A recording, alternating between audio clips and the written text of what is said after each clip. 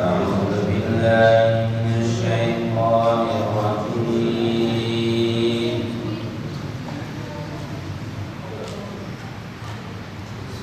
بسم الله الرحمن الرحيم.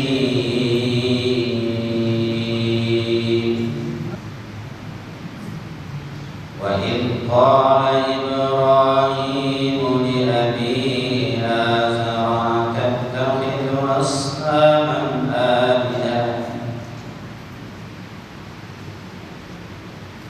إني أراك وقومك في ضلال مبين.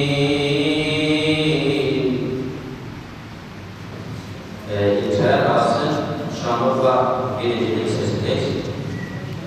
Ona göre jüri arkadaşlarımız puan verecekler. İlk birincisini seçmek üzere yarışma yapacağız. أعوذ بالله من الشيطان الرجيم. بسم الله الرحمن الرحيم.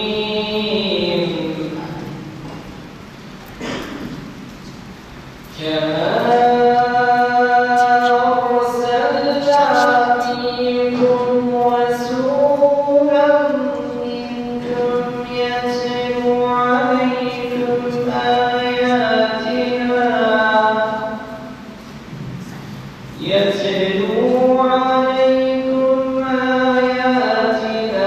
ويزكيكم ويعلمكم الكتاب والحكمة.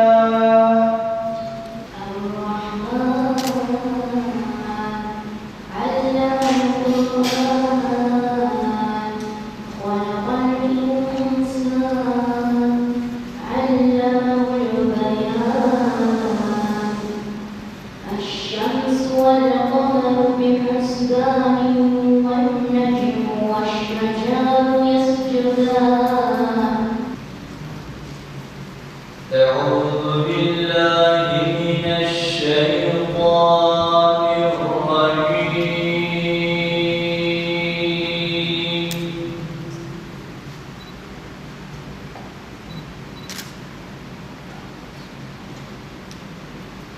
بسم الله الرحمن الرحيم.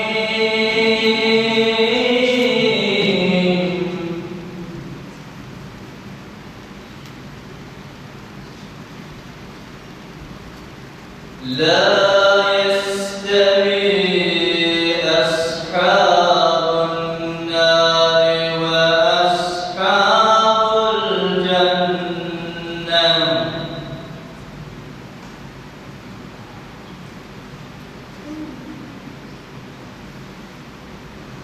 أصحاب الجنة هم الفائزون.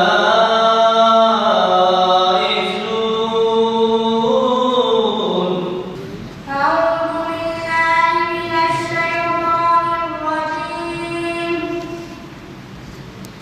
بسم الله الرحمن الرحيم. واضرب لهم مثلا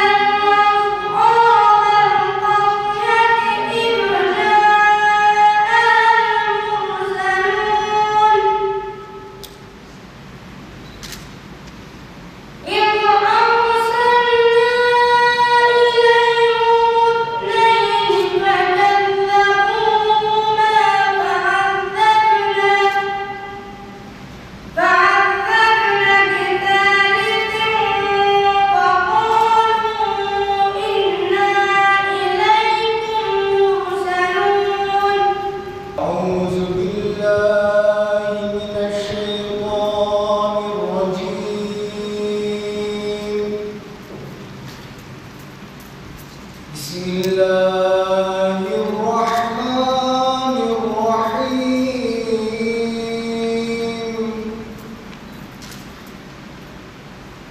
فاذكروني أذكركم واشكروا لي ولا تكفرون يا أيها الذين آمنوا استعينوا بالصبر والصلاة إن الله مع الصابرين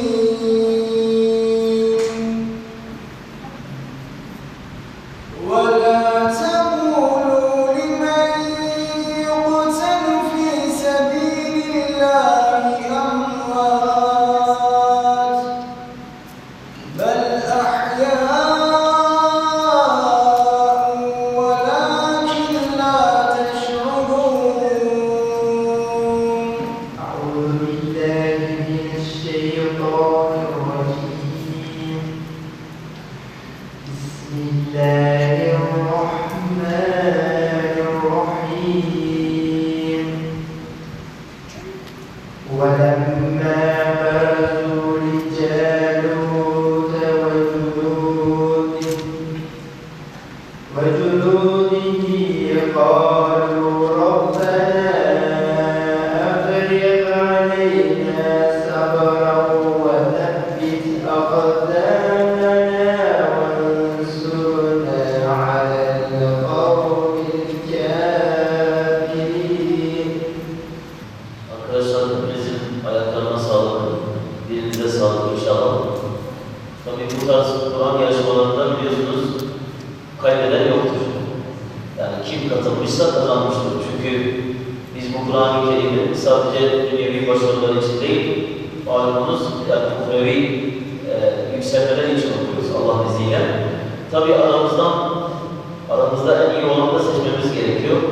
Bu nedenle sizin yüzünden okumanıza, maharif yorumunuza, tecvid ve sesinize dikkat ederek puan verdik.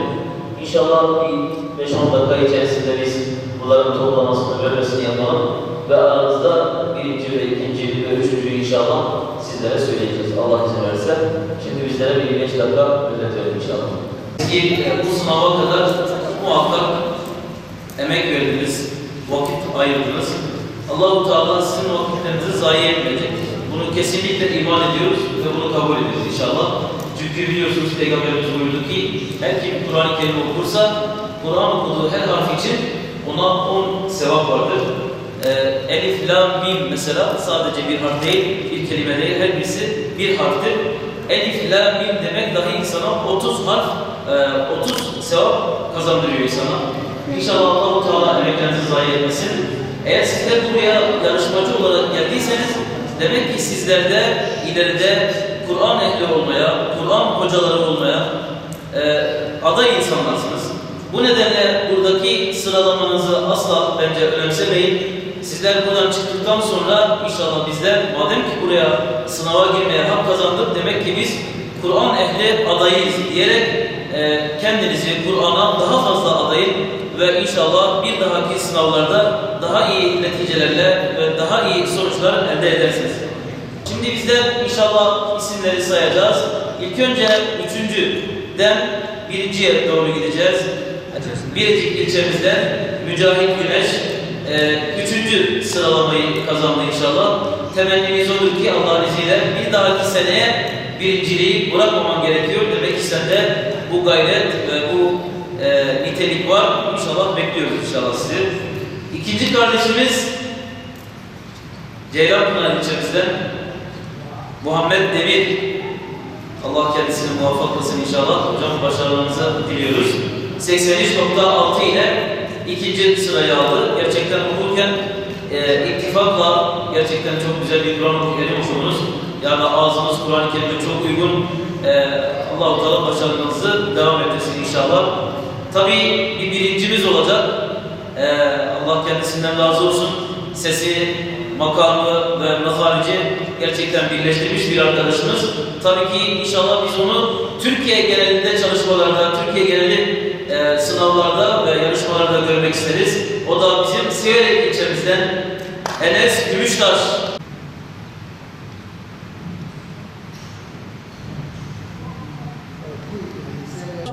Yarışmaya Siverek'ten katılıyorum. İmam Hatip mezunuyum.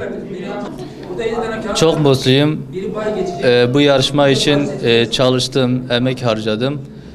Ve Siverek'te eleme şeyinden geçtik. Ondan sonra Urfa geneli yarışmasına hak kazandım. Bundan sonraki hedefim kendimi daha geliştirerek daha iyi yerlere gelip Kur'an-ı Kerim okuyuşumu daha üst seviyelere çıkarmak.